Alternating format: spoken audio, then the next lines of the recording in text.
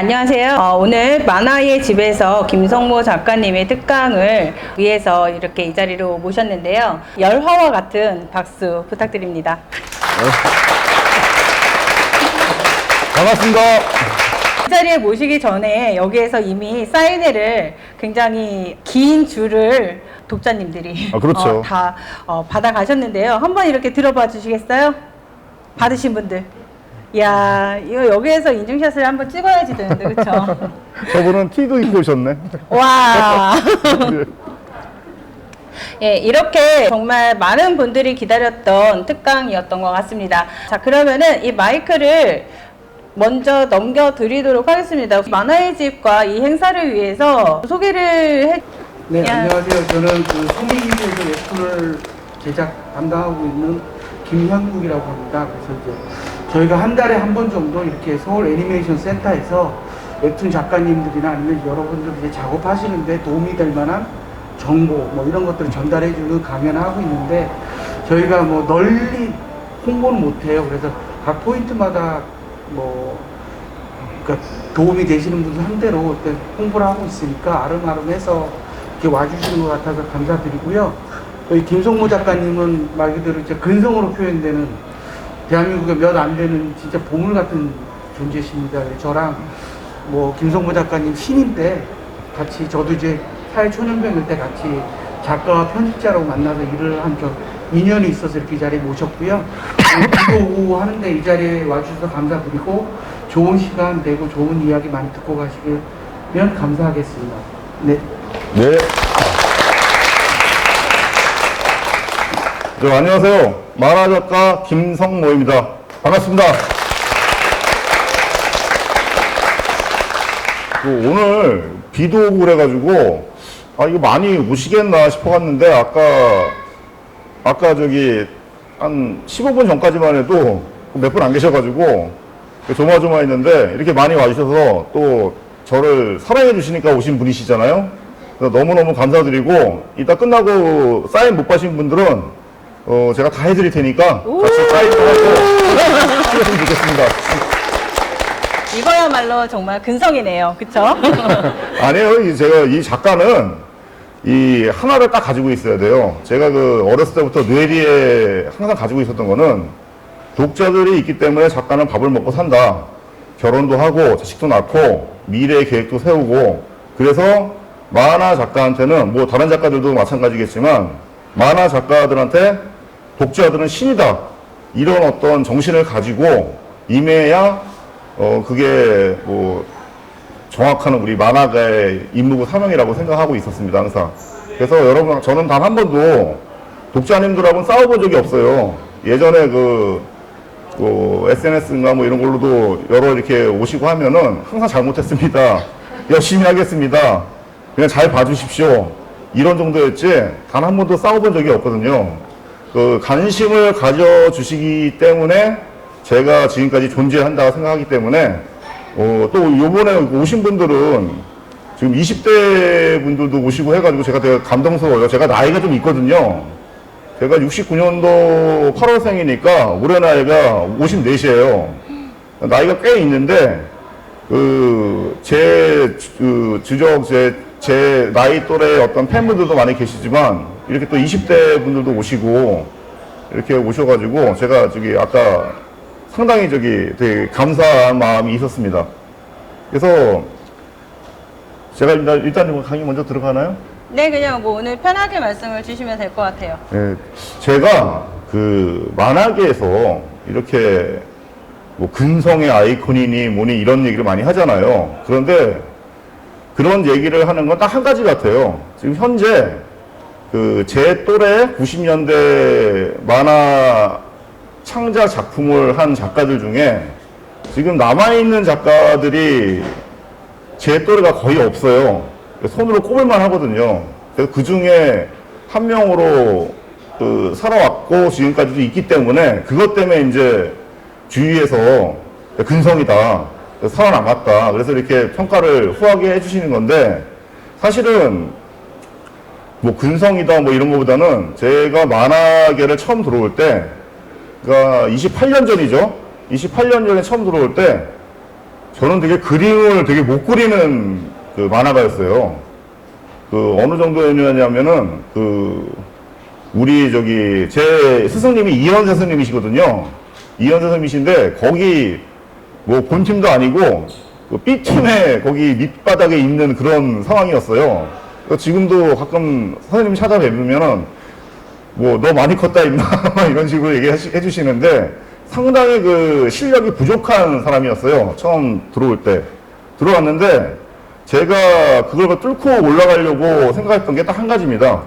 원래 사람이라는 게 모든 분야가 마찬가지지만 이게 뭐 정신이나 실력이나 이게 안 되면 뭘로 때워요? 육체로 때우는 거잖아요. 그래서 저 같은 경우에는 아침 6시에 일어나서 일을 하고 거의 6시에 일을 하고 일어나서 만화 작업을 하면서 거의 2시? 새벽 2시, 3시까지 계속 일을 했던 것 같아요. 어떻게든 따라잡으려고 노력을 해야 된다. 그리고 저 같은 경우에는 극화체 쪽으로 잡았기 때문에 이 극화체 그림은 보통 이제 이 대쌍이라고 그러잖아요. 대생? 일단 연필 대생. 이 연필 대쌍이라는 게 요즘하고 좀 틀린데 연필 대생으로 콘티를 보면서 배경까지 전부 다 넣는 거예요. 인물하고 배경, 스토리북을 보면서 한 권이 한 200페이지 정도 되는데 한 달에 한 권을 그릴 수 있는 대상면이 되는 게 제 1차 목표였어요. 누구나 그래요. 근데 그게 보통 얼마나 걸리냐면은 한 10년이 걸립니다. 한 달에 한 권을 뜰 수 있는 대상면이 되기 위해서는. 잠깐만. 한 달에 한 권이면은 200페이지. 지금 웹툰으로 얘기하면은 어느 정도 될까요? 웹툰으로 생각하면 웹툰은 예전에랑 비교를 해보면요. 그때 당시 4권이 1년분이에요. 4권이 1년분. 예. 그래서 4권이 1년분이고, 사실은 요즘에 좀 애매한 게 좀 있죠. 작업량이 너무 많다 보니까, 작가들이 너무 고생을 한다. 뭐 이런 얘기를 하는데, 저는 약간 생각이 좀 틀려요. 이게 만화 작가는 많이 그려볼수록 무조건 늘거든요, 실력이. 그리고 이 속도가, 어떻게 보면 속도가 생명일 수도 있어요. 그래서 예전에는 제가 우리 문화생들하고 한 달에 20권씩 냈어요. 책을. 몇 명이서요? 그때 20명? 20명, 25명. 그리고 지금은 컴퓨터로 하기 때문에 이 작업 속도가 빨라졌지만 그때는 뭐 뒤처리도 있고 막 하다 보면은 기하가 부수적으로 늘어나죠. 한 100명 정도 됐던 것 같아요. 그것까지 치면은. 그런데 이제 그런 거는 만화 문화생 그런 개념이 있으니까 실질적으로 작품을 하는 건 한 20명 정도 되거든요. 그래서 작가의 사명은 저는 딱 하나라고 생각합니다. 작가는 자기가 생각하는 어떤 사상이나 자기가 생각하는 작품의 어떤 모습을 독자들한테 알려주는 거잖아요. 그러기 위해서는 보통 요번 1년 연재가 52화 이렇게 되잖아요. 근데 사실은 그 한 100화 정도의 어떤 기량은 갖춰야 된다고 생각을 해요. 그림을 그리면은. 속도적인 면에서 반드시 있어야 돼요. 이게 신인 작가라든가 지금 그 힘들게 하고 있는 작가들이 들으면은 하나의 얘기일지도 모르겠지만 이 작가한테의 속도라는 거는 그만큼 더 빨리 독자들한테 보여주고 평가를 받는다는 이런 개념이거든요. 뭐 단지 뭐 돈을 보고 경제적으로 이걸 위해서보다도 자기가 독자한테 한 타이틀을 보여주기 위한 걸 보여주고 빨리 보여줘야 또 그 다음 작품을 또 보여줄 수 있는 거 아니겠습니까? 그래서 저는 좀 힘들고 막 이런 어떤 작가를 보면 작가들 편에 서야 되는데 저는 사실 그쪽에 피지 않아요. 야, 좀 더해. 그거 가지고 뭘 그래. 뭐 이런 식이에요. 그리고 또 옛날 얘기해서 죄송한데 그때 당시에 어떤 생산력이 좀 틀려가지고 그 어떤 그 정신력이라든가 이런 게 좀 강했어요. 예전에는. 그리고 밑바닥 같은 어떤 막 이런 어떤 그 헝그리 정신이라고 그러나? 이런 것도 많아가지고 했는데 요즘은 물론 컬러도 들어가고 여러 가지 들어갔지만 대신 배경이라든가 이렇게 막 삭제가 많이 됐잖아요. 그래서 저는 이 작품관이 일단 스피드가 있어야 된다. 스피드를 키울 수 있는 어떤 그런 그 실력을 갖춰야 된다. 이렇게 생각을 하고 있습니다. 그래서 제가 작가로 처음 들어왔을 때 그 사실은 되게 비참했어요. 처음에 신인 작가로 들어왔는데 그 어느 모 편집장님은 저보고 그러셨어요. 야, 네가 나중에 작가로 성공하면 이 그림으로 내 손에 장을 지지겠다. 이런 말도 들어본 적이 있어요. 옛날에는 편집장님하고 작가들하고는 되게 긴밀한 관계였거든요. 여러 가지 얘기도 하면서. 그래서 무시도 많이 당했고 또 그림을 못 그리니까 그림이 못 그린다기보다도 그 다른 작가들보다 기량이 좀 떨어졌었어요. 그래서 내가 모자란 걸 알고 사실은 세상 모든 일이 모든 게 충족되어 있는 것보다는 약간 모자란 게 좋습니다. 그래야 제가 노력을 하거든요. 노력을 하다 보면은 자기가 생각한 것 이상으로 올라가요. 이 그림이라는 거는 또 이 창작의 어떤 우리가 그 세계 속에 있다 보니까 여러분들이나 뭐 작가를 꿈꾸는 사람들한테 항상 얘기해 드리고 싶은 거는 항상 다른 사람들이 만드는 걸 봐야 돼요. 만화를 보라는 얘기가 아니라 만화를 보고 배우다 보면은 단점이 있어요. 그 화풍이나 그 느낌이나 그거에 자기가 벗어날 수가 없게 되는 경우가 간혹 있습니다. 그래서 저 같은 경우에는 연극이나 영화나 이런 거를 많이 보기를 추천드려요. 그러다 보면은 그리고 또 그걸 보다가 문득 좋은 대사라든가 어떻게 떠오를 때가 있습니다. 그럼 반드시 그건 적어놔야 돼요. 제가 다른 그 작가들보다 유행어가 많잖아요. 그 많은 이유가 항상 적어놔서 그래요. 필기 메모하는 습관이라든가 그런 것들이 많았고 또 그런 거를 해가면서 어떤 작품의 어떤 뭐 질적이나 이런 것도 형상이 되겠지만 이 포괄적으로 남이 해놓은 어떤 작품을 보면은 포괄적으로 어떤 능력이 좀 생기게 돼요. 이 작가들은 이게 되게 옛날에도 그랬지만 보통 우리 작가가 한 명 이게 탄생하잖아요. 그런데 기승전결해서 끝까지 마무리를 쓴 작가가 별로 없어요, 사실은. 현 여튼계도 그렇고 옛날 작가들도 그렇고 별로 없습니다. 마무리를 갖다가 깔끔하게 지을 쓴 작가들이. 그래서 예전 같은 작가들 같은 경우에는 이제 권으로 치니까 보통 보면은 뭐 1권에서 20권, 뭐 30권, 40권 가잖아요. 거의 무슨 대화 드라마죠. 요즘 같은 경우는 뭐 50회, 100회에서 거의 끝나지만. 그래서 작가들이 하나의 작가라고 되기 위해서는 항상 그 노력을 해야 되는데 이게 또 나이가 들어서 하면 안 돼.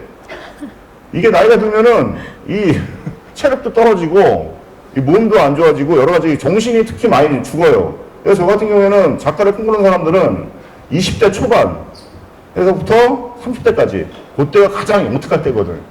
그때 좀 심한 말이지만 연애하지 말고 나돌아다니지 말고 그냥 작품에만 집중하는 게 그게 어떤가 이런 생각을 좀 하고 있습니다. 너무 고리타분하다고 생각 드실지 모르겠지만 그래야 그 20대 때 실타래하고 똑같아요. 막 묶어놓죠, 실타래 왕창. 한 30대쯤 돼가지고 데뷔를 하게 되면은 다시 공부할 틈이 없어요, 거의. 연주를 하느라고. 풀어내는 거예요, 그때부터 실타래를.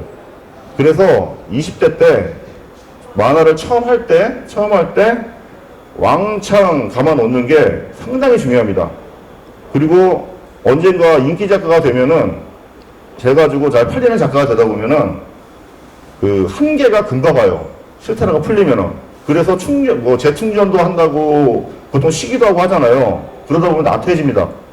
나태해지고 거기서 끝나는 경우도 많아요. 그래서 이 작가의 삶 같은 경우에는 이제 보통 이제 독자들 입장에서는 웹툰 같은 걸 보려면 금방 넘어가잖아요. 하지만 작가들은 그 한 컷 만들기 위해 가지고 어떤 느낌을 주는 거예요, 사실은.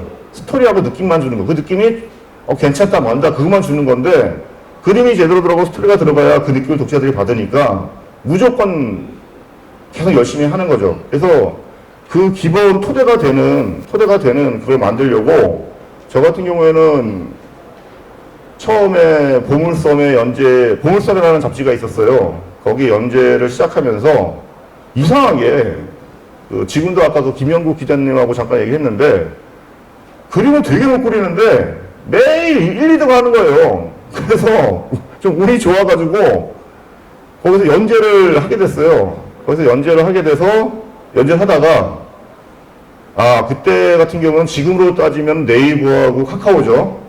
그때는 그 소년 챔프라는 게 있었고 아이큐 점프가 있었어요. 근데 아이큐 점프보다는 제가 소년 챔프를 좋아해가지고 소년 챔프에 마계대전을 가져간 거예요. 제 옛날 작품. 마계대전을 가져갔는데 소년 챔프에서 그걸 보더니 고치자. 고쳐가지고 고치면 내주겠다. 이런 제의가 있어가지고 한 12번을 고쳤어요. 한 12번을 고쳐가지고 냈는데 야, 마계대전도 이름이 이상하다. 다른 걸로 바꾸자 해서 허리케인이라는 이름을 냈습니다. 그래서 그걸로 냈는데 연재 내내 꼴찌란 거예요.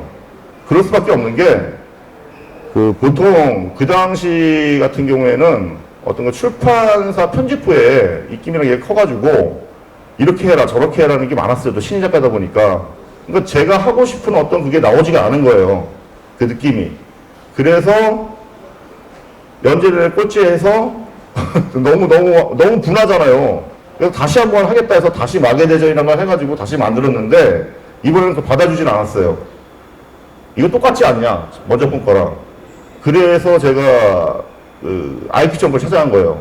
근데 아이큐 점프에 지금은 돌아가신 김문화 부장님이라는 분이 계신데 그분이 단번에 이거는 가자 해가지고 가게 된 겁니다. 그러니까 이 만화를 할 때 어느 업체든 간에 이 판단이 틀릴 수가 있어요. 그래서 어느 한 업체가 가서 야 너는 이렇게 안 좋다고 할 수 있지만 다른 데또 보는 눈이 틀릴 수가 있으니까 포기하지 마시고 그 만화를 만약 하게 되는 분들이 작가를 꿈꾸신다 그러면은 이곳저곳 다 가보셔야 됩니다. 그리고 그 자신의 기량을 갖다가 마음껏 펼칠 수 있도록 항상 노력을 해야 되고 항상 생각을 해야 됩니다. 그래서 제가 그 마계대전한 작품으로 첫 제대로 된 어떤 첫 걸음을 걷게 된 겁니다.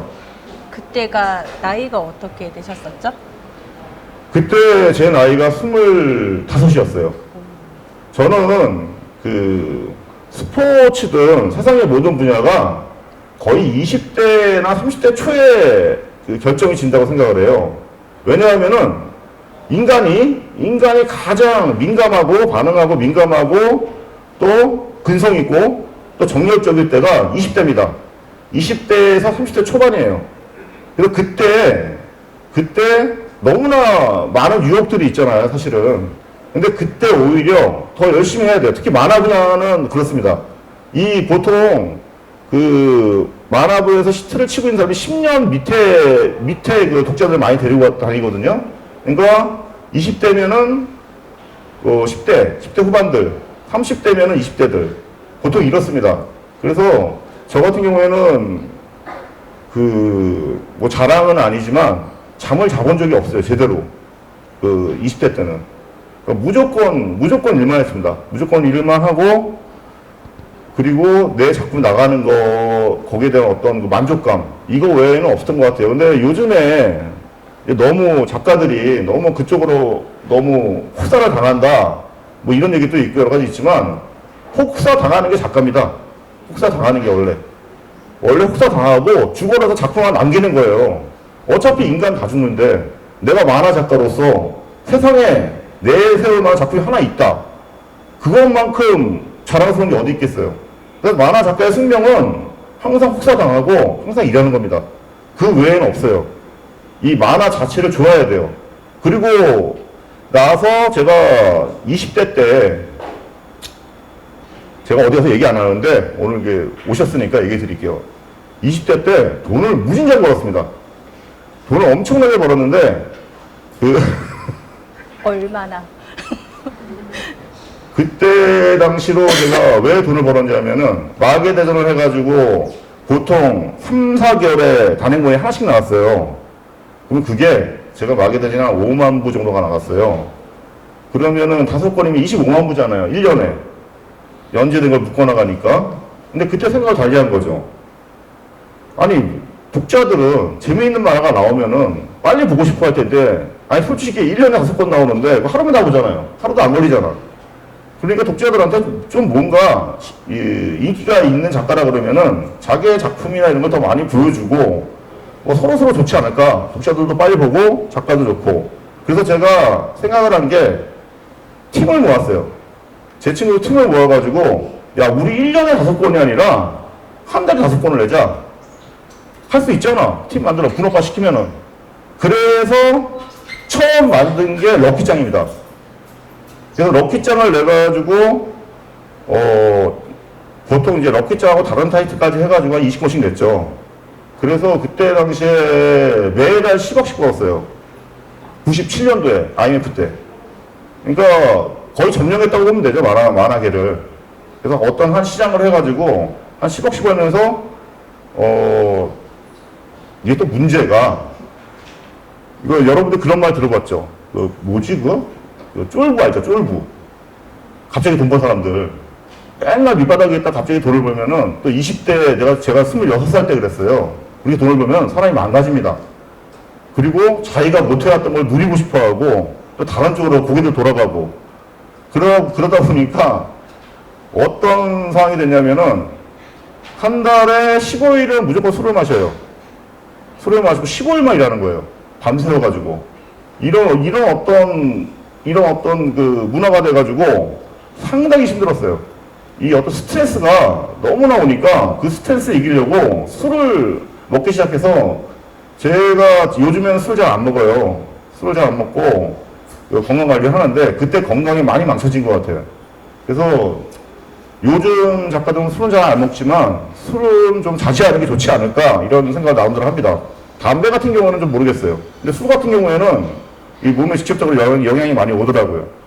그래서 제가 유명해진 거예요. 그렇게 돈을 벌고 또 하나 그 일본 만화 수입이 개방이 돼가지고 97년 8년도 돼가지고 질 좋은 일본 만화가 이 한국 들어온 거예요.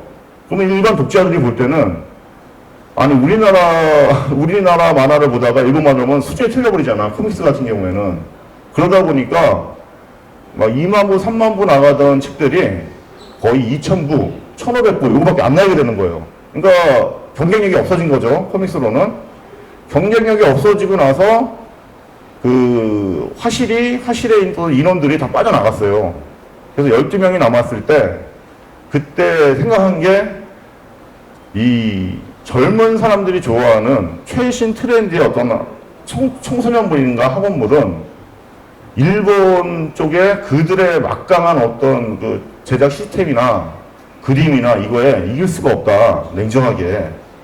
대신 다른 쪽으로 가자 해가지고 그 우리 한국인만의 어떤 정서라든가 한이라든가 이런 것을 나타낼 수 있는 수준 높은 만화를 하자. 그게 제가 성인 만화로 또 들어가게 된 계기입니다. 그래서 제가 처음 낸 게 뭐 여러분들 아실지 모르겠지만 뭐 용주골, 뭐 대털, 빨판 뭐 이런 식의 어떤 성인물을 내기 시작했는데 제가 그때 가장 생각했던 게 원래 그 학원물이나 청소년물 하면 취재를 잘 안 하잖아요. 근데 그때 생각한 게 그런 거였어요. 그때 성인물을 딱 보니까 인기 있는 타이틀이 딱 2개가 있었어요. 시장에. 뭐가 있었냐면은 박봉성 선생님의 신이라고 부르는 사나이. 그 다음에 신영빈 선생님의 도시정벌이었어요. 근데 그 책들의 특징이 뭐냐면은 성인 판타지예요. 강력한 주인공이 모두를 무찌르는 사회 악이나. 그래서 그런 걸 보면서 약간 판타지잖아. 그래서 저 같은 경우에는 나는 판타지를 하지 말자. 나는 취재를 하자. 취재를 해서 지금 이 시대에 살고 있는 사람들의 어떤 밑바닥 인생들의 어떤 애환과 고통, 절망, 좌절, 또 희망 이런 걸 그려보자. 그리고 전문적인 분야를 들어가자. 해서 생각한 게 제가 그 리얼 성인국화를 표방하면서 나온 거예요. 그래서 그때 당시 뭐 사창가 용주골이라는데 모르실 거예요. 그때 당시에 대한민국 최고의 사창가였거든. 그래서 거기를 제가 취재를 직접 했었어요. 그리고 우리나라 최고의 도둑놈 대털할 때 최고의 김강윤 씨라고 있어요. 그분도 취재를 하고, 그리고 그다음에 뭐 청성 감어서, 여자 감어서, 그다음에 제비족, 그 제비족은 취재를 하다 보면요, 이제 우리가 생각하는 우리의 가치인 생각보다 진짜 인간적으로 전문화된, 인간이 인간을 이용하는 전문화된 어떤 조직에 그 사람 조직에 들어가 보면은 정말 뛰어난 사람들 많습니다. 그 사람들은 뭐라 그럴까, 어떤 인간을 어떤 조정하고 인간의 마음을 훔치는 거를 너무나 리얼하게 잘해내더라고요. 그래서 그런 것도 취재를 하면서 성인과를 만든 거예요. 그래서 제가 용주골, 그 다음에 대털, 뭐 빨판, 뭐 조포아가씨, 강한 남자, 뭐 이런 식으로 신문 연재를 하게 되면서 그때부터 본격적으로 올라가게 된 계기가 됐어요. 무섭지는 않으셨어요? 제가 그 인터뷰에 여러분들한테 많이 보실지는 모르겠지만 그때 당시에 많이 맞았습니다. 아, 진짜 맞으셨어요? 취재할 때 네. 용주골 같은 경우에는 사창가는 되게 위험하잖아요. 그쵸. 밤에는 취재하다가 그쪽 건달들 이런 분들하고 시비가 붙어가지고 뭐 싸우기도 하고, 제가 그리고 원래 이 성격이 만만치가 않아요. 젊었을 때는 좀 뭐라 그럴까, 좀 이렇게 강했어요, 사실은. 지금도 강해 보이세요? 지금 안 강합니다. 지금 나이 50 넘어가지고 강한 건 없고, 그 당시는 좀 어떤 그런 취재욕이라든가 승부욕 이런 것들이 많아가지고 운동도 많이 하고, 그리고 싸움도 많이 해보고 이런 식으로 많이 하다 보니까 좀 강했죠. 그럼 거기에 아는 사람이 있어서 취재를 가신 거는 아니셨나 봐요? 처음에는 그냥 갔죠. 그냥 갔다가 이제 건달들에 걸려가지고 그 밑에 거기 어디야? 무슨 개청이 하나 있어. 아, 영화 보면은 저기 뒤에 끌려가지고. 그래서 거기 끌려가서 맞고, 그러다가 도저히 안 되겠다 싶어가지고 대낮에 이제 택시를 한 5대를 섭외해가지고 돌면서 전부 찍어갖고 온 거예요. 그리고 나중에는 제가 이제 사업에 실패한 어떤 그런 사람이다 해가지고 그쪽에 2달인가 방을 하나 얻어가지고 거기 있으면서 일하고 종사하고 있는 분들 인터뷰도 하고 얘기도 하고 그러면서 탄생한 게 용주골인데, 사실은 제 최고 히트작이 대털이 아니에요. 다 대털이라고 그러잖아요. 네. 용주골이에요, 용주골. 엄청나게 많이 나갔어요. 근데 그게 이제 사창가를 다루고 하다 보니까 이제 방송이나 매체에서 올리기가 좀 그렇잖아요. 아, 그래서 이제 일간 스포츠에 연재된 대털이 최고다 하는데 사실은 한 5배 더 나갔어요. 그래서 그런 취재 심을 제가 그때 성인물에서 한 다음에, 그 다음에 일상이 뭐였냐면은 어떤 정보원들 있잖아요. 그러니까 저 같은 경우에는 좀 우리가 영화를 보면은 액션 만화나 이런 거를 주로 많이 보잖아요. 사실은 독자들이 잘 좋아하고 시청자들이. 그건 뭐냐면은 어떤 거친 어떤 액션이라든가 거친 어떤 인간 사회, 그 인간의 어떤 욕망, 이런 것들과 보여주는 게 어떤 밑바닥 인생들이 가장 극명하게 보여준다 이런 생각이 들어가지고, 그때부터 이제 범죄자들 징역 수발이라든가, 그리고 제가 직접 우리 지역에 있는 건달들하고 친하게 지낸다든가 이런 식으로 생활을 한 거예요. 생활하면서 어떤 어떤 취재를 한 거예요. 그러다 보니까 제가 스토리를 쓰고 만화를 딱 나오면은 다른 작가들하고는 약간 차원이 틀린 거예요. 진짜 깡패고 진짜 리얼한 거예요. 사체든 뭐든 제비든 제가 그 제비를 한번 취재하려고 그때 당시에 이 강남에 돈테라마라고 있었어요. 모르시죠? 지금 삼정호텔 리베라 뭐 있고 뭐 그런 데인데 거기에서 활동한다 그래서 정말 유명한 제비예요. 책도 냈어요 그분이. 그래서 제가 찾아가서 저 문화상으로 써달라고. 아, 저기 제비님한테? 네. 아, 취재는 그 정도 해야 돼요. 그래서 그분한테 문화생 생활을 하면서 그분이 그 여성분들하고 대화하는 법이라든가 수법이라든가 이런 걸 또 해가지고 알파이란 말을 만든 거예요, 성인물을. 그걸 만들었더니 만들고 나서 이제 그걸 갖다가 그 강한 남자 이원호 선생님이 있잖아요. 이원호 선생님이 보시고 야, 너 이거 죽인다. 너 내 거랑 같이 하자. 해서 강한 남자를 또 연재하게 된 거예요. 일간 스포츠에. 한 8년 정도 연재했죠. 그래서 그런 식으로 이 작가가 어떤 전문 분야라든가 이거 들어갈 때는 보다 좀 강한 그 정보력과 정신력을 가지고 들어간다고 생각을 해요. 사실은 그림은 어느 수준이 올라가면은 똑같아요. 어느 수준이 올라가면은 느는 속도가 더디고 그렇게 뭐 빠르게 가지 않는데 정말 승부를 보는 거는 기획과 스토리입니다. 어떤 기획을 하고 어떤 스토리를 쓸 것이냐. 그게 가장 중요해요. 가장 중요하고 그림은 그걸 따라오는 거야. 거들 뿐. 그 작가들 그림체 같은 경우에는 사실은 자기만의 그림체가 있잖아요. 저는 예전에 되게 못 그려서 열심히 그리려고 노력했지만 단 한 번도 다른 작가의 그림을 욕해본 적이 없어요. 왜냐하면은 세상에 하나 있는 거잖아. 그 작가 그림체는. 그렇게 그리잖아요. 그걸 누가 감히 그걸 잘 그렸는데 못 그렸다고 할 수가 있겠어요. 그래서 저 같은 경우에는 그 작가의 그림체는 자기 고유의 그림체다 이렇게 생각을 하고 있고 또 작가 본인은 어떤 생각을 가져야 되면은 좀 뻔뻔해져야 돼요. 이런 거 있잖아요. 내가 최고야. 내 그림을 누가 따라. 이게 최고다. 이런 마음가짐을 자기가 가져야 돼. 그런데 자기도 봐도 알죠. 자꾸 최고 아닌 거. 너무 엉망이잖아. 그런데 그렇게 뉘우치는 것보다 이렇게 생각하는 것보다 내가 최고야. 내 그림으로 천하제 피한다. 이런 말을 할 때 있잖아요. 이런 말 때 자기 스스로 책임을 지게 돼요. 마음속에. 그리고 나 해버리라. 이게 열정이 끌어나온다고요. 그게 나는 근성이라고 생각해요. 그래서 항상 작가들은 자기가 최고다. 내가 최고다. 그 누구도 날 이길 수 없다. 그러면 옆에 있는 사람들 얘기하면은 그래. 그래도 내가 최고야. 이런 식으로 싸워야 됩니다. 그래야 자기 자신의 자존감, 자신감 이런 게 올라가는 거예요. 작가는 그게 다예요. 작가가 자신 있게 해야 될 때 독자가 따라오는 겁니다. 아무리 병신 같지만 아무리 그지 같지만 이게 최고야. 나 이렇게 그릴 거야. 이게 내 만화야. 왜 남을 따라? 이런 강력한 퍼포먼스가 아니라 강력한 이 심지가 있어야 돼요. 보통 많이 흔들리거든? 작가들이 생각할 때. 뭐에 흔들리는지 아세요? 잘 나가는 트렌드, 잘 나가는 그림체, 이런 거에 흔들립니다. 근데 여러분, 요즘에는 트렌드를 잘 쫓아가야 성공하고 돈 벌고, 잘 된다, 이렇게 생각을 하잖아요. 작가의 본연의 임무가 뭔지 아십니까?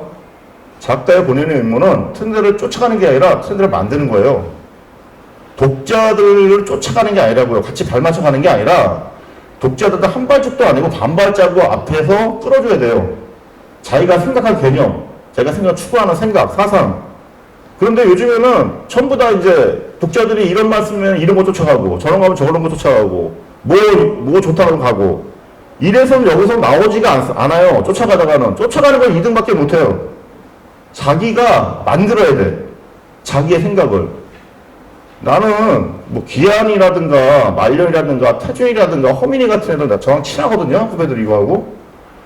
얘네는 지금 만화 안 그리지만 얘네가 그래도 만화에서 한 방씩 할 수 있었던 거는 뭔지 아세요? 그림을 잘 그리든 못 그리든 뭐 하든 자기 개성이 있잖아. 그러니까 성공한 거예요. 딴 거 없어요. 자기 개성이 있으면 성공할 수 있어요. 그걸 독자들한테 확실히 얘기해 줄 수 있으면은. 그래서 저는 항상 만화 그 문화생들한테 얘기를 할 때 이런 얘기를 해줘요. 물어보잖아, 누구나 사람들이 어떻게 하면 작가가 될 수 있어요, 뭐 할 수 있어요. 그러면은 무조건 하지 말라 그래요. 야, 너 하지 마. 아니라고. 무조건 그래요, 정말. 뭐 친척, 동생, 뭐 여동생, 뭐 아들, 뭐 이런 뭐 다 와요. 하지 말라 그래요, 무조건. 하지 마. 그림 보여줘도 나 안 돼, 하지 마 그래요. 왜 그렇게 얘기하냐면은 그렇게 얘기를 해가지고 진짜 근성 있는 놈들은 해요. 정말로 하고 싶으면. 그런데 그런 말 하나 듣고 상처받아가지고 안 하려면은 만화 할 사람이 아닌 거예요. 만화 작가는요 평생 상처받는 겁니다. 평생. 여기저기 작가분들 지향하시는 분들도 작가님들도 있는 걸로 알고 있는데 만화를 그린다는 거는 평생 상처받고 평생 평가받고 평생 누군가한테 씹히는 겁니다. 그게 만화 작가의 그 업보예요, 업보. 해서 이 작가들은 아까 얘기했듯이 강력한 자기만의 뻔뻔함을 갖춰야 되고 내가 최고고 내가 천하제패한다 이런 마음이 있어야 돼요. 나중에 하든지 말든지 간에 일단 그런 마음을 가져야 근접할 수가 있다고요. 그리고 죽어라 노력을 해야 돼요. 정말 노력해야 돼요. 그리고 트렌드 쫓아가지 말아요. 내가 만든다 생각을 해요. 왜 쫓아갑니까? 자기가 만들어야지. 옛날에 그 생각을 많이 했어요. 왜 97년도에 제가 한 달에 10억씩 벌었는지 아세요? 지금으로 따지면은 5, 60가 될걸요? 럭키장 할 때 한 권을 갖다 다 전장으로 천 적도 있어요. 그때 전장 나가면 막 사람들이 뭐라 그랬거든? 이게 뭐냐, 이렇게 무슨 애니메이션이냐 하면서 그런 적도 있는데, 내 멋대로 했어요, 내 멋대로. 그래서 독자들이 보면서 이놈 무슨 놈이다. 그러면서 봐주기 시작하면서 했던 거고, 자기만의 생각, 사상, 이런 게 있어야 된다는 거예요. 그리고, 코믹스가 안 됐을 때, 다른 분야로 넘어가서 성공할 수 있던 요인, 그런 끈질김. 계속 끈질기게, 간절하게 계속 파는, 그게 상당히 힘든 일인데, 힘들고 고달픈 일인데, 그거 역시 작가의 어떤 숙명입니다. 어쩔 수 없어요. 그래서 독자분들이 이 작가님들을 봐주실 때는 자기가 좋아하는 작가라 그러면은 조금 애틋한 마음으로 봐줘야 돼요. 보통 지금 우리 지금 네이버에도 한 400명, 500명 되고 막 되게 많잖아요. 지금 전체적으로 보면은 한 몇 명 정도 되죠? 작가요? 예. 지금 세릴 수가 있을까요? 플랫폼이 너무 많아서. 혹시 아시는 분? 지금 현재 활동하고 있는 웹툰 작가 수 대략 2, 3천 명? 더 될 것 같은데? 더 될 것 같아요. 국가에 치면. 네? 650만 명이요? 아니 메인 작가만요. 연재를 작품이 올라와 있는 데이터가 전 세계 국내는 모르겠고 아, 전 세계적으로 650만 명. 와, 웹툰 작가님 650만 명입니다. 650만 명 중에서 10%라도 들어야. 10% 65만 명 안에는 들어야지 10%죠? 근데 그 안에 들으려면은 따라가면 안 돼요. 절대로 따라가지 마세요. 그 편집부나 이런 데서는 사실 트렌드 쫓아가면 좋아할 거예요. 그리고 그 편집부와 작가는 약간 틀립니다. 작가는 작가가 자기가 생각하는 개성과 자기의 생각이 있어야 돼요. 따라가지 마세요. 편집보다 오히려 그런 작가를 나중에 더 좋아합니다. 결국에는. 따라가면서 하다 보면은, 물론 신인일 때는 따라갈 수밖에 없죠. 하지만, 항상 자기 자신을 믿고, 자기 자신의 어떤 강력한 어떤 열정이라든가, 어떤 그 순수한 근성, 이런 걸 갖다가 항상 그 가슴에 이게 박아두세요. 이게, 여러분들 지금 네이버 들어가면은 네이버 작가들 돈 많이 벌고 웹툰 작가들 많이 번다 생각하잖아요. 옛날하고 똑같습니다. 돈 버는 작가하고 이 히트 치는 작가들은 몇 명 안 됩니다, 사실은. 그런데 그 웹툰 시대가 되고 또 그게 드라마도 되고 영화도 되고 자꾸 2차 파생상품도 나가고 하다 보니까 이게 우리 만화 업계가 사실은 웹툰 업계가 아니죠. 만화 업계죠. 만화에 다 들어있는 거니까. 만화 업계가 이렇게 활성화되고 또 그 외부로 나가다 보니까 이제 전 세계적으로도 이제 수출도 되고 여러 가지 일들이 이게 널리 퍼지는데 가장 그 중요한 건 작가요, 작가. 작가 자신. 작가 자신이 어떠한 생각으로 어떠한 방향으로 작품을 하는 마음가짐을 가지고 있느냐. 이게 결국은 답니다. 그래서 저 같은 경우에는 만화계 지금 28년째 있으면서 정말 산전, 수전, 공중전 다 겪어봤습니다. 정말 그 대신도 많이 당해보고 그리고 도와준 사람들도 많고 여러 가지 사람들과 같이 하는 것도 많았지만 제가 느끼는 건 딱 한 가지예요. 결국에 성공하는 거는 자기 자신의 생각, 마음가짐 이게 있어야 성공한다고 생각이 듭니다.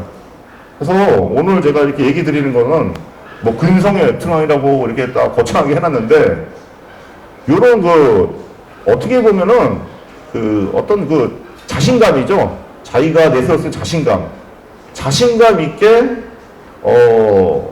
작품을 구상하고 실행해라 이렇게 얘기하고 싶고 또 뭐 만화가 아니더라도 세상에는 여러분들 이거 반드시 명심하세요. 제가 나름대로 좀 오래 살아서 얘기 드리는 건데 자꾸 잘 된다 할 수 있다 생각하면 됩니다.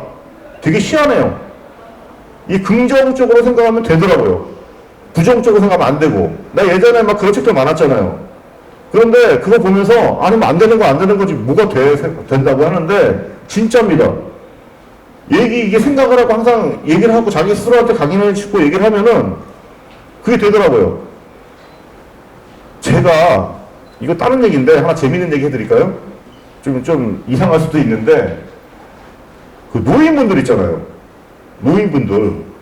노인분들이 이해하지 못할 행동을 할 때가 있잖아요. 어떤 미신이라는 걸 믿으면서 그런 거를 막 얘기하거나 그런 어떤 거 쪽으로 행동을 하거나 하는 게 있잖아요. 저는 예전에 그런 걸 보면서 정말 한심하게 봤어요. 아니 이제 늙어서 그러나 노망났나 왜 저러지? 이러시고 봤거든요. 제가 지금 그 노인은 아니지만 나이가 들었잖아요. 그게 있다니까요. 그게 뭐가 있나요? 뭘? 기운이라는 게 있어요. 기운이요? 반드시 있어요. 그래서 이게 이 세상 돌아가는 게 그 나이대별로 다 있구나 이런 생각을 많이 합니다. 그래서 어떤 그런 어떤 그걸 듣고 넘어가려면은 역시 자기 자신이 최고다, 자기 자신이 그 천하제패 하겠다, 내가 최고다. 다른 분야도 마찬가지예요. 이런 기본적인 마음가짐이 있고 여러분들 이것도 또 제가 하나 더 얘기해 드리는데 주위 사람들한테 내가 약해졌을 때 조언이나 어떤 기대려고 하지 마세요. 그런 거 진짜 받아주는 사람은 그 가족밖에 없습니다. 이거 명심하세요. 자기 스스로 커야 되는 거예요, 항상. 외로울 때는 외롭고 고독하고 무너질 때는 자기 스스로 어떤 운동을 한다거나 아니면 다른 어떤 여러 가지 뭐 많이 먹는다든가 뭐 돌아다닌다든가 하더라도 자기 자신이 다 안고 간다 생각하십시오. 주위에 얘기하면은 뭐 그런 글도 있잖아요. 10명이면은 8명 관심도 없습니다. 아니 저는 9명은 관심이 없는 것 같아요. 가족 빼고. 절대로 자기 자신이 짊어지고 가야 될 겁니다. 그럼 더 강해져요. 우리 가다 보면은.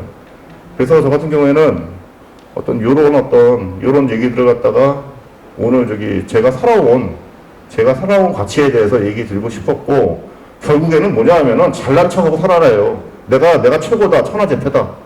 어느 분야에 있든. 그게 가장 중요하다는 겁니다. 그리고 지금 비록 실력이 안 되더라도 그렇게 주창하고 다니면은 그 실력에 맞추려고 노력을 하게 될 겁니다. 그런 모습을 보게 될 거예요, 자신이. 그래서 오늘 근성의 웹툰한 건 제가 살아온 거 잠깐 얘기해 드리고, 그리고 또 잠깐 쉬고 어떤 질문 받아보는 뭐 이런 어떤 시간을 갖도록 할게요. 네. 그러면은 지금 쉬지 않고 오랫동안 말씀을 해주셔서 좀 힘드실 것 같은데요. 지금부터 5분? 10분? 예. 10분 쉬었다가 이 자리에서 다시 만나 뵙겠습니다. 지금 46분이니까요. 56분에 뵙겠습니다.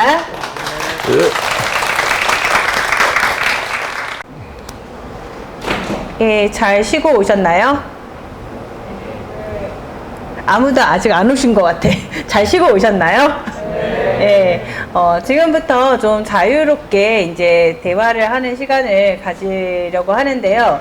아까 그 많은 말씀을 해주셨는데도 불구하고 궁금한 게 있을 것 같습니다. 혹시 질문을 하실 분 계실까요?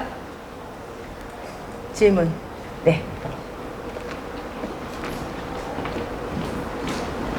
먼저 시적이고 감동스러운 강연을 해주셔서 정말 감사합니다. 아유. 제가 궁금한 것은 아까 이제 삶에서 만화 한 작품을 그리고 떠나는 것이 생의 유일한 의미라고 하셨던 것 같은데, 그러면 이제 작가님께서는 생의 허무함을 극복하는 수단으로서 만화를 생각하고 계신지요? 잠시만요. 저기 마지막에 그 뭐라고 말씀을 하셨는지 잘 안 들렸죠? 저도 잘 안 들렸어요.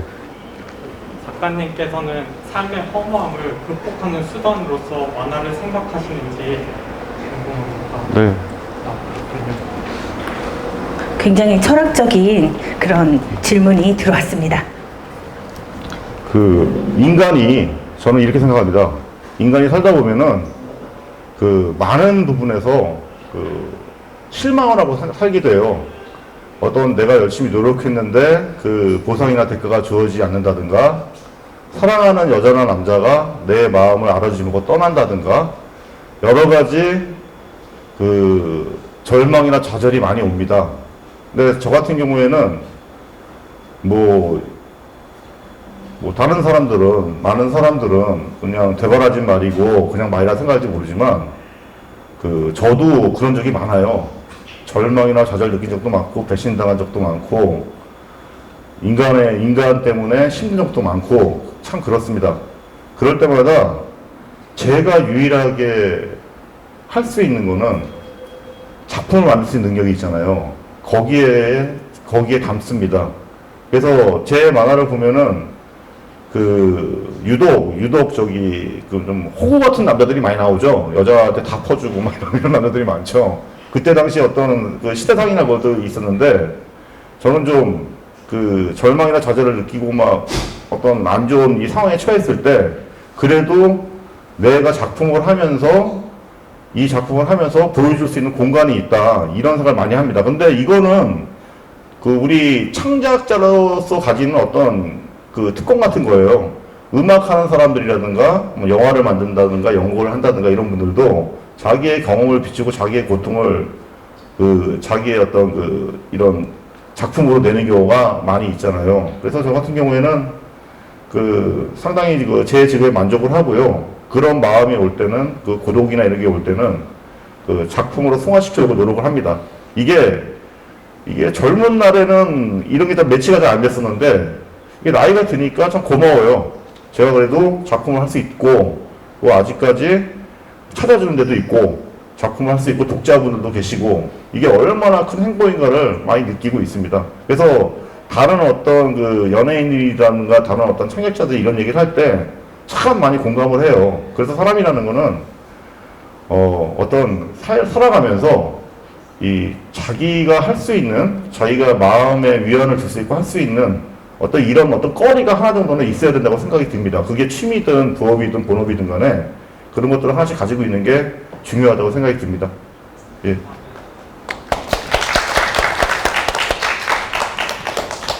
저 혹시 또 다른 질문 있으실까요? 네.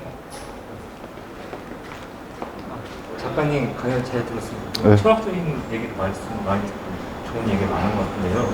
저는 좀 듣다가 좀 궁금한 게 있는데, 개성 관련해서 좀 여쭤보고 싶습니다. 작가님 강연 듣다 보니까 왜 작가님 만화가 인기가 많고 왜 그 사람들이 좋아하는지 알 것 같은데, 호쾌하고 이렇게 좀 시원시원한 부분이 이게 작가의 그 마음이 좀 만화에 자연스럽게 묻어나서 개성이 만들어지는 것 같아요.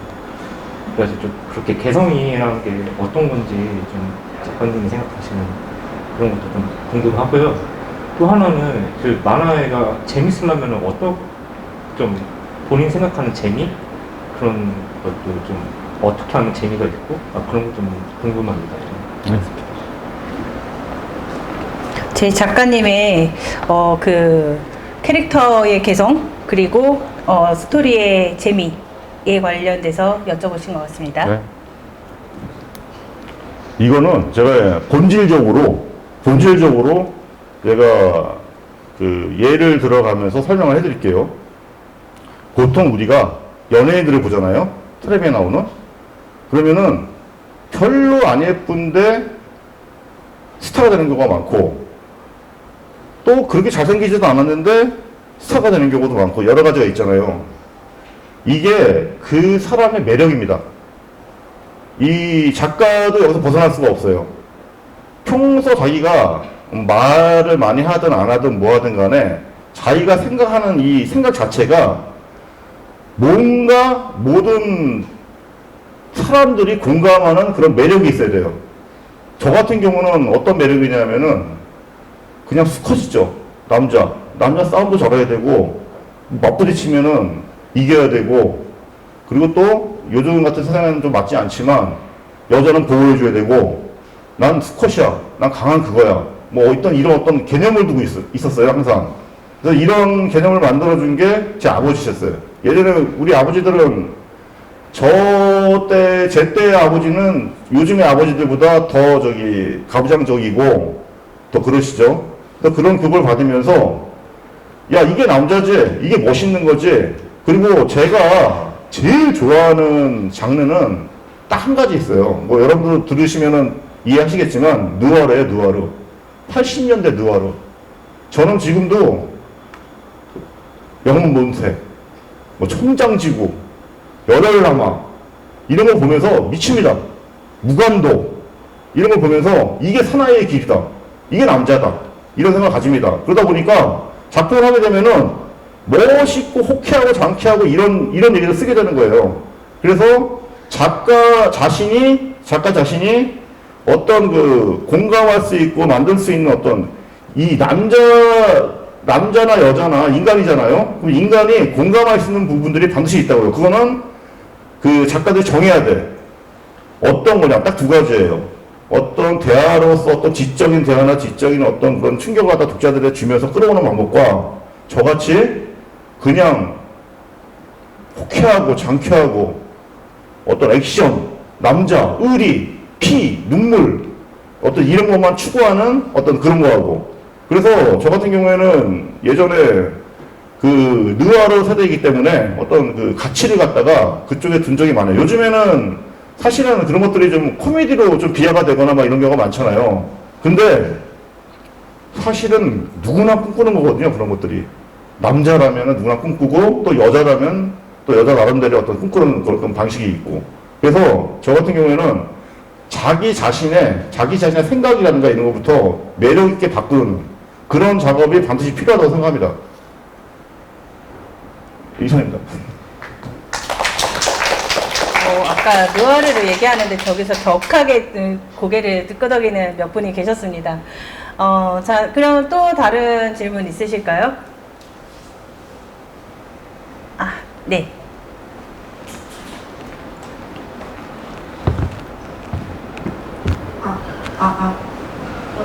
일단은 강연 너무너무 재밌게 잘 들었고요.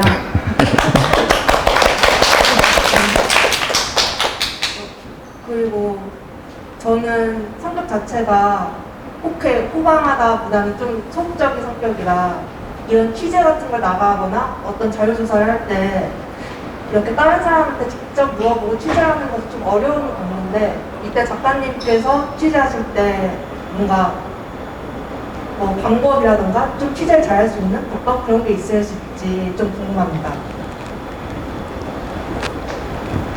제가 아까 잠깐 여쭤봤었는데요. 지금 그런 그 취재를 다시 하라고 그러면은 못하지 않을까라는 말씀을 잠깐 하시긴 하셨어요. 그 취재를 가장 잘할 수 있는 거는 딱 한 가지입니다. 그러니까 어떻게 취재를 해야 되면은 저는 아까 조금 전에 얘기한 대로 느와르나 뭐 호쾌한 액션, 뭐 폭력, 어떤 이런 어떤 느낌이 있는 어떤 작품을 하고 싶다고 얘기했잖아요. 그러면은 그 분야를 들어가 봐야 되잖아요. 그러면은 내가 만약에 건달 만화를 하고 싶다. 그럼 제가 건달이 되는 거예요. 직접적으로. 생활도 했습니다. 들어가서 생활을 하는데, 제가 그때 27인가 8인가 그랬는데, 이 20살짜리들 있잖아요. 이제 갓 생활하는 애들. 그런 애들이 처음 자리에서는 형님 하면서 인정을 해줍니다. 그러다가 술을 한두 잔 먹으면은 뒤통수를 때려요. 진짜요? 진짜로. 그리고 아나무인이 돼요. 건네드리니까 얼마나 등치 좋고 무섭겠어요. 저는 그때만 해도 70kg가 좀 나가지 않았어요. 지금이야 뭐 100kg 가깝지만, 그 당시에는 그렇게 좀 왜소했습니다. 눈만 살아있었고. 그게 맞다 보니까 이게 폭력 앞에 대항을 못 하잖아요. 그럼 어떻게 되겠어? 나도 폭력적인 걸 키워야 되잖아요. 그래서 저 같은 경우에는 운동을 했습니다.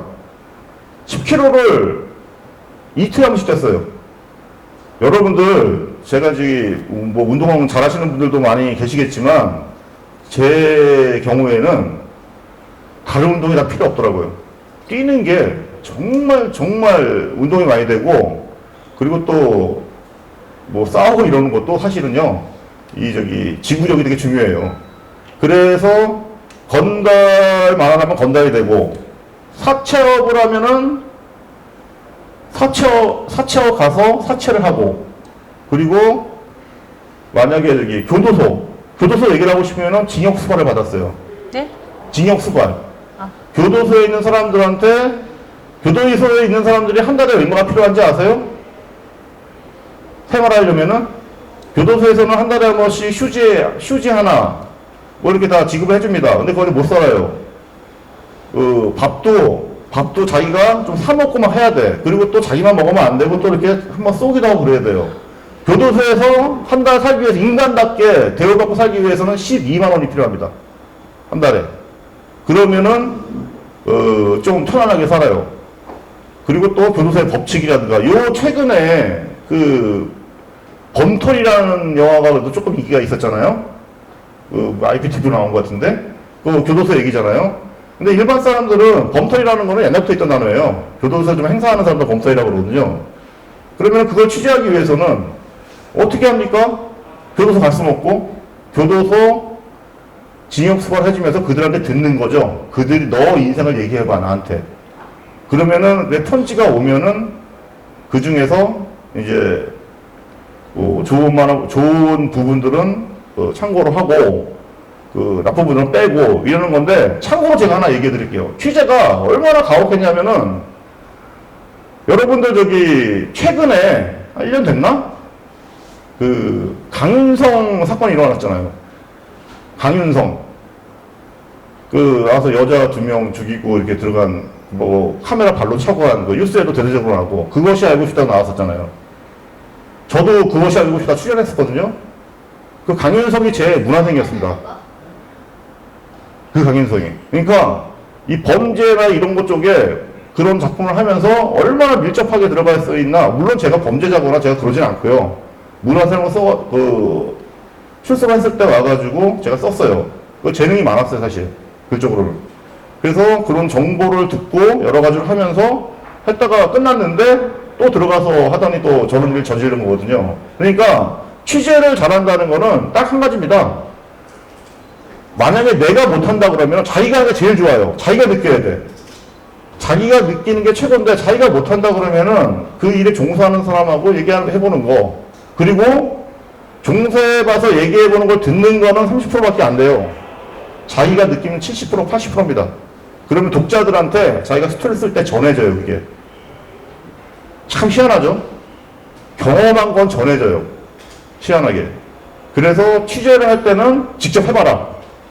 직접 해보고, 직접 만나보고, 절대로 책이나 인터넷으로 보지 마세요. 그거하고는 완전히 다른 세계예요. 그리고 최소한 그걸 알고 있는 사람하고도 거칠애적으로 한 2-3번 만나면 안 됩니다. 많이 만나야 돼요. 그래서 그 사람이 어떤 거기에 대한 생각을 하고 있나, 편견 같은 게 분명히 보일 거거든요. 그런 것까지 캐치하려면은 최하 뭐 한 30번은 만나봐야 되지 않나. 이런 생각을 가지고 있습니다. 그래서 저 같은 경우에는 취재를 할 때는 되게 가혹했어요. 내가 한다 그냥 무조건. 내가 직접 들어가고 내가 보고 내가 한다. 이런 생각은 되게 많습니다. 여러분 그 경찰하고요. 건달하고 범죄자들하고 그 제가 처음 그때 취재하면서 들은 건데 당위를 걷는 사람이래요. 경찰들이. 형사들.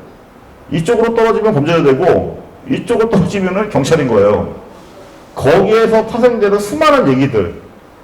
근데 이런 얘기를 들으려면은 그 사람들하고 들으려면은 술을 사줘야 되고 얘기도 들어야 되고 꿀밤도 좀 맞아야 되고 거친 것도 많이 당해봐야 되고 그렇거든요. 이렇게 인간 사회가 순순하게 얘기해주고 그런 경우가 없기 때문에 투자를 하고 직접 가라 만나라 이렇게 얘기 드리고 싶습니다. 특히 여자 만화 같은 경우에는 사실은 제가 하나도 모르겠어요. 어떻게 해야 되는지는. 근데 현장을 봐야 된다 이런 생각은 하고 있습니다. 지금 여기 작가가 되고 싶어 하시는 분들이 진짜 많이 계시는데 정말 소중한 말씀이었던 것 같습니다. 그럼 또 다른 질문 있으실까요? 없으세요? 그럼 저 하나만 여쭤봐도 돼요? 네. 지금 웹툰 관련해서는 말씀을 따로 해주신 것 같지는 않은데, 최근에 이제는 그 웹툰으로 연재를 많이 하고 계시잖아요. 예, 박태준 예. 작가님하고도 이제 같이 이야기 만들어서 하시고, 이게 출판 만화하고 웹툰하고 그런 차이점을 좀 많이 느끼시나요? 그게 지금 웹툰을 하는 친구들이 가장 궁금해하는 것 중에서 하나라고 보는데요. 출판 만화와 웹툰의 차이는요, 편집 방법이에요. 독자들한테 출판 만화 같은 경우는 펼치면은 양면으로 보잖아요. 그 연출법을 가는 것이고, 그 웹툰 같은 경우에는 위아래로 보기 때문에 거기에 맞게 연출법을 가는 것이고, 만화에 관심이 있거나 자기가 작가가 된다고 생각하면 거기에 좀 한 번쯤 골똘히 생각을 해봤을 거예요. 근데 제가 하나 말씀드릴 수 있는 거는 제가 참 이상적이고 참 최고로 웹툰 연출을 잘했다는 작품은 딱 하나 있어요. 제 건 아니고 제가 가끔 참고도 하거든요. 그 작품이 뭐냐면은 박태준 전선욱의 인생존망. 그게 말이 한 번쯤 보세요. 그거 보면은 웹툰 연출의 그 끝이다. 저는 이렇게 생각합니다. 너무너무 잘했어요. 그거는. 그래서 그 방식 차이는 그 스크롤 내리는 거와 화면인데, 그 요즘엔 뭐 다 웹툰 시대니까 웹툰의 어떤 제가 교과서라고 여러분들한테 이렇게 한번 소수 모였으니까 얘기 드리고 싶은 거는 박태준 전선욱의 인생존망. 그게 최고 같아. 최고로 잘 짜인 것 같아요. 그래서 저도 참고도 많이 하고 여러분도 한 번쯤은 보셨으면 좋겠습니다. 방금 추천받은 그 작품들 집에 가서 한 번씩 더 주셨으면 좋겠고요. 저는 그러면 하나 더 궁금한 게 있어요. 이게 웹툰으로 정말 잘 짜여진 연출이다라고 하는데, 얘네들이 출판으로 갔을 때 이게 잘 구현이 될 수 있을까요? 웹툰 연출과 출판 연출은 엄연히 틀리다고 생각합니다. 처음에 웹툰이 활성화될 때는 출판 만화 커트를 갖다가 그냥 위아래로 붙이면 된다, 이런 어떤 생각을 단순하게 했는데, 요즘에 이제 웹툰이 좀 더 구체화되고 정밀해지다 보니까 요즘 후배들 나오는 웹툰 연출은 놀라울 때가 많이 있어요. 사실은 엄청 발전을 해가지고. 따라서 저는 그 웹툰 연출이 더 최고라고 일단 연구해 봐서 가볼 만하다고 생각이 듭니다. 어차피 웹툰으로 해가지고 책으로 나올 뭐 할일도 있지만 거의 이제 처음 보여지는 건 그거니까, 그 웹툰 연출이니까요. 그래서 웹툰 연출 쪽으로 공부를 많이 하시고, 그리고 남의 거를 많이 보세요. 어떻게 연출했나. 특히 뭐 어쩔 수 없죠. 인기 작가들 웹툰 연출하는 게 틀리죠.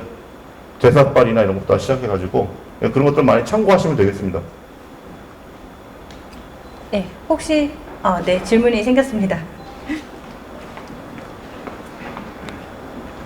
안녕하세요. 말씀하셔서 재밌게 잘 들었어요. 저도 취재 관련해서 여쭙고 싶은 게 있는데, 아까도 이제 편견도 배울 수 있다 이렇게 말씀하셨어요. 저도 이제 특정 업계에 계속 일하다 보니까 이분들이 약간 잘못 알고는 있는데 이게 그냥 또 그것대로 일이 또 되는 경우가 있더라고요.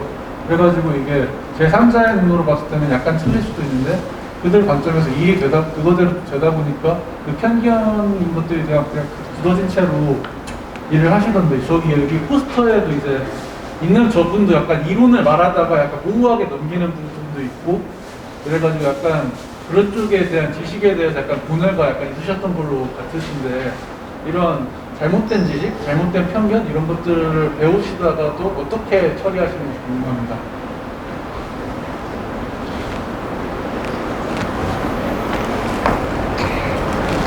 취재를 할 때 편견이 섞인 얘기를 들었을 때 그걸 무의식적으로 받아들이잖아요. 그리고 그게 만약 진실이냐 나중에 내가 알고 있었을 때 제일 당황스러웠어요, 사실은. 그런 경우가 되게 비일비재하거든요. 그래서 저 같은 경우에는 한 사람의 말을 듣지 않습니다. 기본적으로. 어떤 취재를 할 때 편견이 드는 말을 듣거나 그러면은 보통 한 3사람 정도의 말을 들어요. 그럼 거기서 나와요. 거기서 나오고 관심 있게 그 분야에 있다 보면은 이 사람은 이런 편견이 있어서 얘기했구나. 저 사람은 저런 편견이 얘기했구나. 하면서 또 다른 편견이 또 생기는 거예요. 나의 편견이. 그래서 이거를 작가 스스로 어떻게 만들어 나가냐는 게 상당히 힘들었어요. 그런데 방법이 하나 있어요. 독자들이 바라보는 관점에서 행해 나가면은 실패를 거의 안 해요.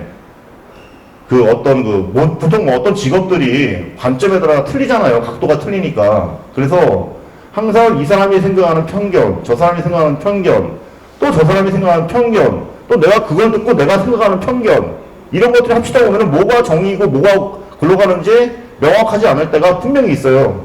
그때는 독자들이 생각할 때는 어떻게 할 것인가, 그 생각을 먼저 합니다. 그 부분에 포커스를 맞춰가지고 작품을 만들고 있습니다. 그러면은 거의 실패가 없어요, 사실은. 그런 부분이 있습니다. 네, 정말 좋은 말씀 해주셨습니다. 정말 이렇게 강의 나오셔가지고 특강을 해주시는 경우가 거의 없으신 작가님이시거든요. 그래서 질문이 있으시면은 이런 기회를 놓치지 않으셨으면 좋겠는데요. 마지막 질문 받을 거예요. 혹시 질문 있으실까요?